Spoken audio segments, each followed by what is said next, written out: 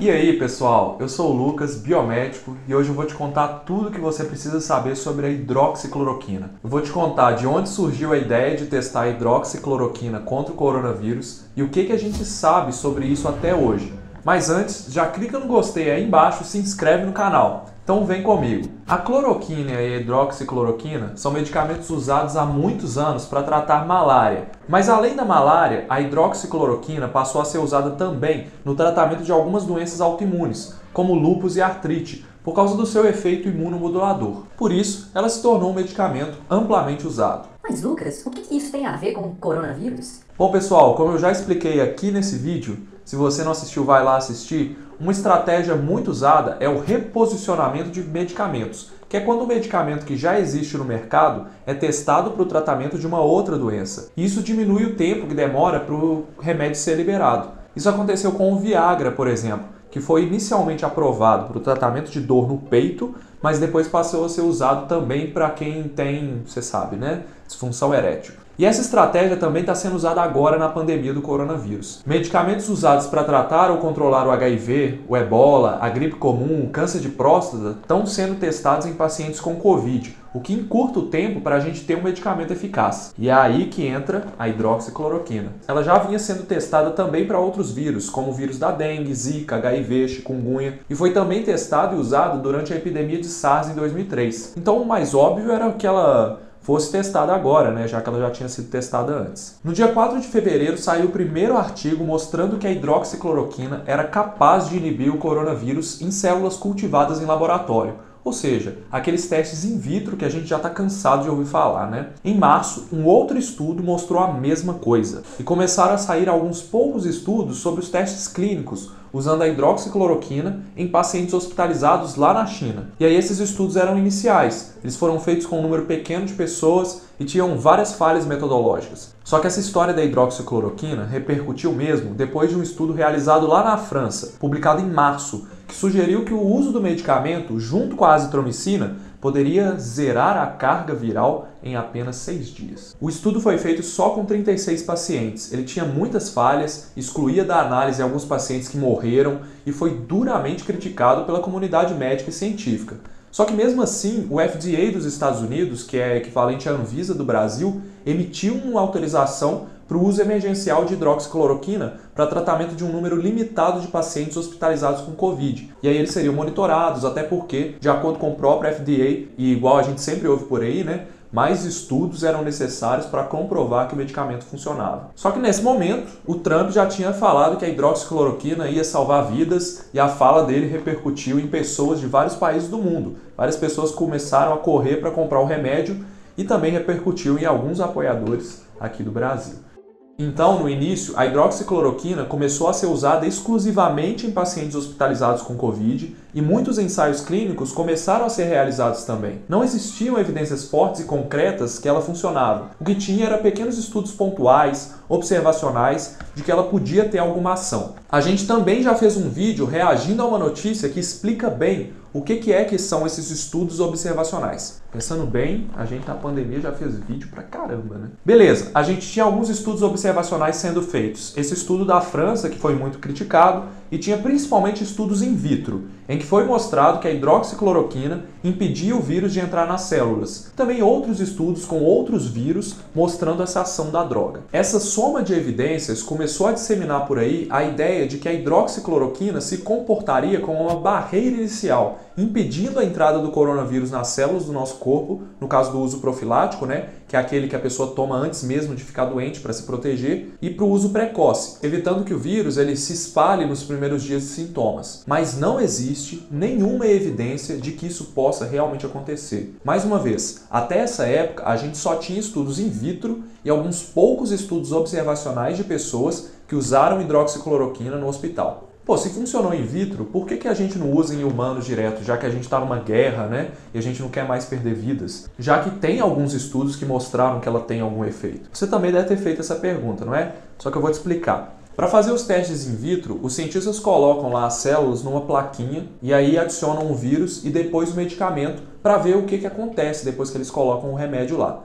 Se depois de ter colocado o remédio a quantidade de vírus diminui, Então, beleza, o medicamento está funcionando contra o vírus. Mas o nosso corpo, gente, é muito mais complexo do que células cultivadas em condições ideais em laboratório.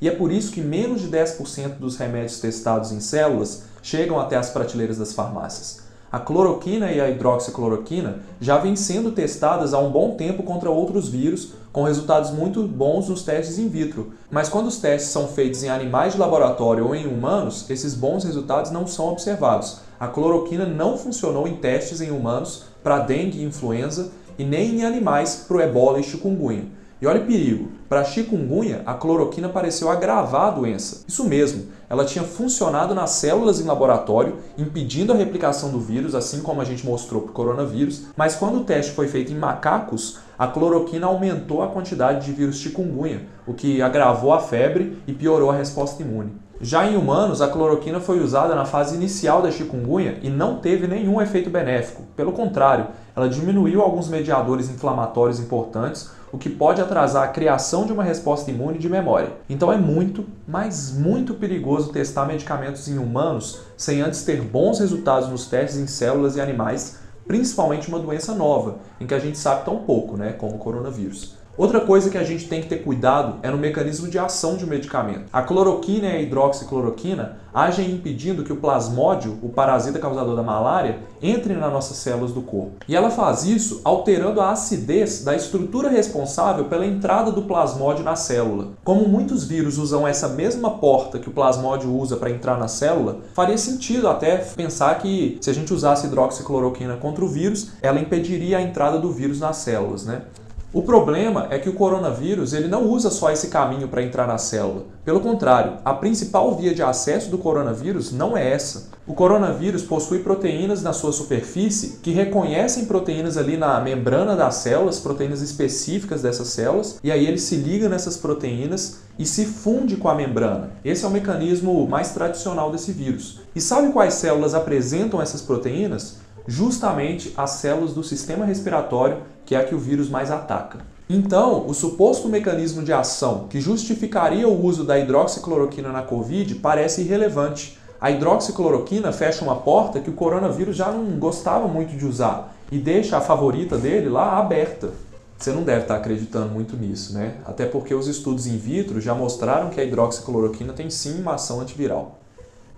Então eu vou te contar. A resposta para essa questão está no tipo de célula que vem sendo usado nesses primeiros testes. Os estudos in vitro mostrando que a cloroquina e hidroxicloroquina bloquearam a entrada do coronavírus nas células foram feitos em células de rim de macaco. Mas aí eu fico me perguntando, por que os pesquisadores usam tanto essa célula de rim de macaco e não logo uma célula de pulmão? Eu tive essa dúvida já na live lá que a gente fez com o Dr. Lúcio de Freitas, que é o coordenador do maior projeto brasileiro de identificação de medicamentos para o tratamento de Covid. E ele explicou nesse vídeo aqui que essas células são muito usadas para pesquisas envolvendo vírus, porque elas são muito fáceis de ser cultivadas em laboratório, essas células de rim de macaco. Só que acontece que essas células não têm aquela proteína específica que o coronavírus usa para entrar, que seria a porta de entrada preferida do vírus. Então, no laboratório, usando essas células, a única via de acesso do vírus é aquela que é normalmente bloqueada pela hidroxicloroquina. Mas aí acontece, pessoal, que semana passada foram publicados 2 artigos na Nature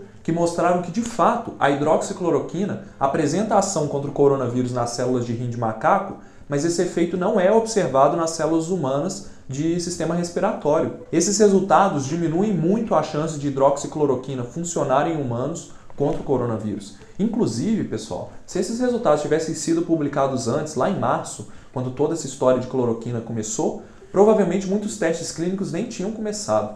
Mas não foi isso que aconteceu. E o que a gente tem é a hidroxicloroquina sendo distribuída em várias cidades, uma quantidade enorme de testes clínicos em andamento, muitos artigos científicos mostrando que ela tem ou não efeito na Covid e muitos relatos, esse que é o problema, muitos relatos de pessoas que usaram a cloroquina e ficam falando que melhoraram por causa da droga. Todos os estudos publicados apresentam alguma falha metodológica, mesmo que pequena. Isso é normal. É quase impossível a gente ter um estudo perfeito. A gente está testando um remédio, então vai ter gente lá no estudo que vai tomar, outra vai falar que tomou e não tomou, outro vai dar o remédio na hora errada, vai ter lugar com uma maior disponibilidade de fazer testes, vai ter médico que adota o protocolo X, outro adota o protocolo Y, vai ter variação nas idades, comorbidades entre os pacientes. E é por isso que a gente não pode olhar para um único estudo e bater o martelo de alguma coisa. A gente tem que olhar para o conjunto e a qualidade de estudos. Os estudos mais confiáveis são aqueles randomizados, que eu já expliquei aqui lá no primeiro vídeo sobre hidroxicloroquina.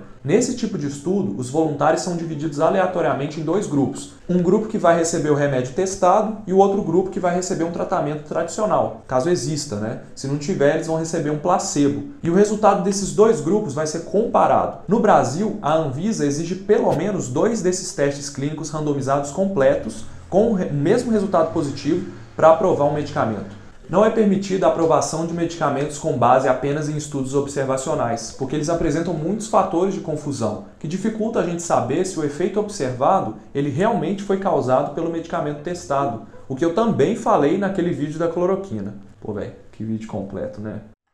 Não, mas, sério, esse vídeo ficou muito completo. E até agora, pessoal, a gente não tem nenhum estudo randomizado mostrando que a hidroxicloroquina funciona, tanto para tratamento hospitalar ou precoce, quanto para o uso preventivo. A gente tem sim vários estudos observacionais, na verdade, mostrando que ela funciona, mas eles apresentam muitas falhas. Foram feitos sem grupo de controle válidos, alguns com forte suspeita de fraude, apresentam fatores de confusão grave, incluindo diferença na idade, diferença nos grupos tratados. Mas assim, né, por outro lado, começaram a sair vários estudos randomizados mostrando que a hidroxicloroquina não é eficaz na Covid. Considerando pacientes hospitalizados, um estudo randomizado realizado no Reino Unido pelo mesmo grupo que tinha mostrado efeitos benéficos do uso da dexametasona, mostrou que a hidroxicloroquina não reduziu a mortalidade de pacientes, mas foi associada a um aumento do tempo de internação e aumento do risco de progredir para o uso do respirador. Um estudo realizado no Brasil, em 55 hospitais, mostrou que o uso da hidroxicloroquina, associado ou não à azitromicina, em pacientes hospitalizados, não melhorou o quadro clínico quando comparado ao grupo controle. Mais um estudo, também randomizado e controlado na Espanha, avaliou a eficácia da hidroxicloroquina de forma precoce em pacientes com até 5 dias de sintomas. Resultado: comparado ao grupo controle, o uso da hidroxicloroquina não alterou a progressão da doença, não alterou o risco de hospitalização e não reduziu a carga viral, o que mostra claramente que a hidroxicloroquina não tem efeito antiviral em humanos, como é proposto por diversos médicos ou entidades. Mais um estudo, pessoal, também controlado e randomizado, realizado nos Estados Unidos e Canadá, deu hidroxicloroquina para os pacientes com até 4 dias de sintomas e concluiu que não teve diferença na melhora dos sintomas nem da gravidade da doença. Esse mesmo grupo de pesquisa aí já tinha avaliado pessoas que tomaram hidroxicloroquina depois de terem tido contato com pacientes infectados por Covid-19. E eles viram que o uso do remédio não alterou a incidência da doença e nem a gravidade dela, mostrando que tanto faz tomar hidroxicloroquina ou não. Então, gente, nessa balança aí dos efeitos da hidroxicloroquina na Covid, a gente tem muito mais estudos robustos sendo colocados do lado que não observa nenhum efeito benéfico. Eu não mostrei os estudos observacionais que mostram efeitos benéficos, mas eu também falei naquele vídeo da hidroxicloroquina. Então eu sugiro você assistir lá caso você não tenha visto ainda. Enquanto a gente tem um monte de estudos randomizados mostrando que a hidroxicloroquina não tem efeito contra o coronavírus, a gente não tem nenhum estudo randomizado mostrando que ela tem efeito. A única coisa que a gente tem são os vários estudos observacionais, mas que não são estudos fortes. Se a justificativa que muitos estavam dando para usar a hidroxicloroquina era de que não havia evidências de que ela não funcionava, agora a história não é bem essa, pessoal. Muitos estudos estão saindo, inclusive no Brasil, mostrando que a cloroquina não tem nenhum efeito no combate ao coronavírus. Mas Lucas, minha vizinha tomou hidroxicloroquina no primeiro dia dos sintomas e no outro dia ela já estava boa. Como é que você explica isso? Vamos lá. 90% das pessoas que se infectam com o coronavírus vão se curar naturalmente pela resposta do próprio organismo. Isso não é eu que estou falando. Esses estudos que eu citei mostram que a maioria das pessoas apresentam sintomas leves e nem chegam a ter sintomas. Isso quer dizer que muita gente está tomando cloroquina e achando que se curou por causa dela, quando na verdade já iria se curar sem o remédio. Outro ponto importante, a gente sabe que a Covid-19 pode afetar também o coração, além dos pulmões. E um dos efeitos colaterais mais perigosos da cloroquina é justamente causar cardiopatia, tanto que o próprio Ministério da Saúde sugere a realização de um eletrocardiograma antes do início do tratamento. Esse efeito é tão real e sério que até o presidente da República estava fazendo eletrocardiogramas 2 vezes ao dia enquanto estava usando lá a hidroxicloroquina. E aí eu te pergunto, Você tem condição de fazer esse exame todos os dias? Eu não tenho. O SUS tem condição hoje de garantir esse acompanhamento? Pois é, né? Se o remédio tem grande chance de causar complicações, muitas delas inclusive novas, porque a gente está diante de uma doença nova e tem evidências que não funciona, deixar de oferecer ou prescrever o medicamento não é deixar as pessoas morrerem. É ter ciência de que até o momento todas as evidências indicam que dar esse remédio não faz diferença alguma. Ter cautela e esperar novos estudos não quer dizer não fazer nada. Pelo contrário, é evitar investir em falsas soluções com baixa probabilidade de sucesso e que oferecem riscos. Tem uma razão para os testes de medicamentos serem feitos primeiro em células, depois em animais e só depois, em uma sequência de sucessos nessas etapas, em humanos. É justamente para evitar riscos para a nossa saúde e também para evitar desperdício de dinheiro. A gente está falando aqui em produção em massa de cloroquina pelo Exército Brasileiro, gasto de dinheiro público em um remédio que não é tão milagroso assim. O Brasil já tem estoque de cloroquina para 18 anos. Enquanto isso, tem região do país com falta de anestésico, porque foi investido lá na cloroquina que podia ter sido investido nesses anestésicos. Você se lembra da fosfetanolamina, a pílula do câncer que em 2016 prometia salvar vidas? Se você não lembra, assista aqui esse vídeo do canal. Foi a mesma história. Não tinha estudos suficientes mostrando que ela poderia curar todos os cânceres, mas mesmo assim, diante da pressão popular e política, os testes clínicos começaram. O Brasil gastou 10 milhões nesses estudos que de início já não tinham embasamento. E sabe o que deu isso? Nada. Dinheiro jogado fora, porque os testes só comprovaram aquilo que já estava sendo olhado nas pesquisas in vitro, que a fosfetanolamina não curava o câncer, que não era nenhuma novidade. Né, pessoal? Parece que a história está se repetindo. Eu realmente não queria que isso tivesse acontecido de novo. É por isso que toda semana a gente faz esses vídeos aqui no canal. A gente fala de cloroquina, ivermectina, e são temas polêmicos, mas muito necessários para a gente divulgar isso para as pessoas que às vezes não têm acesso a uma informação de qualidade na mídia e também não tem contato com esse tipo de conhecimento científico. Então, se você quiser apoiar o nosso trabalho, clica nesse botão aí embaixo, seja membro, para você conhecer o nosso programa de apoiadores. E se quiser um vídeo mais light, fugindo dessas polêmicas, dá uma olhada nesse vídeo aqui, que eu explico como surgiu e evoluiu o primeiro vírus, ou esse vídeo relacionado. Se inscreve no canal, compartilha esse vídeo naquele grupo de Zap e até a próxima. Um abraço. Tchau.